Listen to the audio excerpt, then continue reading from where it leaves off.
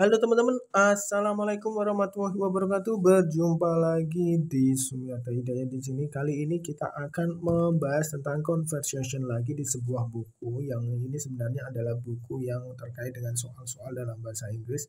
Tapi kita coba membahas bukan tentang jawaban dari soal tersebut, tapi kita menjawab atau membahas tentang apa sih hakikat atau isi yang ada di dalam bahasa Inggris yang digunakan tersebut. Oke, di sini ada girl dan ada mom. Pertanyaan antara anak dan juga ibunya.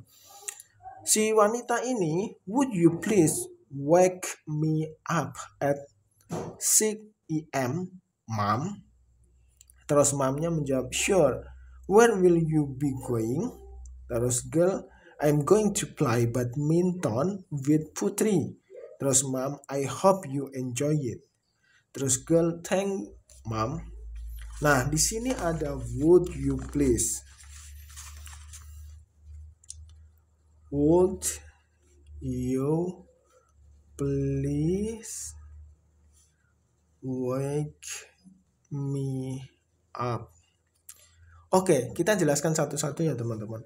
Ini would, ini kalimat yang menanyakan tentang kesudian atau kemauan atau kesanggupan. Would you, sudikah? Sudikah kamu? Dan ini itu sudah menunjukkan tingkat kesopanan teman-teman. Sudah menunjukkan tingkat kesopanan seseorang. Karena jika dia tidak pakai would, itu bisa pakai will. Will you? Karena si wanita ini, si anak ini sungguh-sungguh meminta pada si ibu untuk membangunkannya, maka dia memakai would. Ini kalau orang ilustrasinya itu sambil menunjukkan tangan begini. Ya mam gini sampai menunjukkan tangan permintaan yang sangat sungguh-sungguh. Would you please? Nah, di sini ada tambahan please. Please ini biasanya itu mengindikasikan kalimat perintah. Kalimat perintah. Tapi sopan. Kalimat perintah tapi sopan. Jadi ini sudah sopan ditambahi ini sopan, double sopan kan gitu. Terus wake me up. Wake me up. Wake me itu bangun. Ngunkan kan aku. Ini sebenarnya kalau tidak sopan itu bisa begini. Will you wake me up? Itu sudah bisa begini. Atau langsung wake me up. Wake me up at bla bla bla atau bla bla bla. Seperti itu. Seperti itu teman-teman. Jadi ini bisa digunakan would you please wake me up. Kenapa ini ada me di sini? Karena inti menunjuk pada suatu objek. Kalau ini diganti nama bisa. Would you please wake Andre up? Would you please wake Andy up? Would you please wake Putri up? Seperti itu. Bisa teman-teman. Jadi cukup jelas ya di sini untuk keterangan yang ini. Kita lanjutkan. Sure. Sure jawabannya ada sure. Tentu. Where will you be going? Where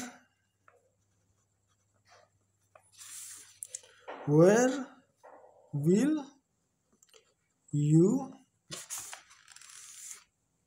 be going? Kita coba bedah ini.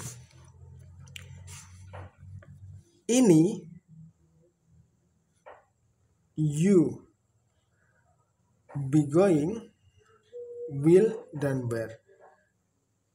Sebenarnya kan kita bisa begini, where will you go? Ini sebenarnya bisa. Karena ini menanyakan kemana kamu akan pergi, sebenarnya bisa. Karena ini di atas itu ada waktu 6 titik AM. Jadi dia menggunakan future continuous. Ingat, kalau future menggunakan will, kalau continuous menggunakan be plus verb in ini. Maka jadinya kalimat where will you be going, bukan where will you going. Karena dia menunjukkan continuous ini itu menunjukkan pada jam 6 itu tersebut. Kemana kamu akan sedang pergi? Jawabannya di sini, I am going to play badminton with Putri. Dia sudah tidak lagi menggunakan will, karena di sini pertanyaannya sudah menggunakan. Jadi ini bisa langsung dia menggunakan continuousnya. I am going to. Nah, I am going to ini sebenarnya kalau di dalam bahasa Inggris itu sama dengan will. Itu to be going to. Cuma ini sifatnya itu terencana. Jadi jangan terkecoh teman-teman. Ketika kalian menemukan to be going to, ini jangan terkecoh. Karena ini sifatnya itu sama dengan will. Oke, seperti itu. Kalau kalian menggunakan ini, I am going to play, mesti di sini ada verb setelahnya, verb 1. I am going to play badminton with Putri. Terus misalnya, I am going to go Semarang. Atau I am going to sleep. Terus I am going to watch television. Seperti itu teman-teman. Oke, seperti itu ya, bisa. Terus di sini I hope, saya berharap you enjoy it. Apakah boleh di sini ada dua subjek? Ini bukan subjek teman-teman. Di sini itu harapannya seorang ibu kepada anaknya, I hope you, saya harap kamu. Saya harap kamu. Kamu ini termasuk objek. I hope you enjoy, menikmati it. Saya mengharapkan kamu menikmatinya. Terus thank you ma'am, terima kasih ma'am. Seperti itu teman-teman.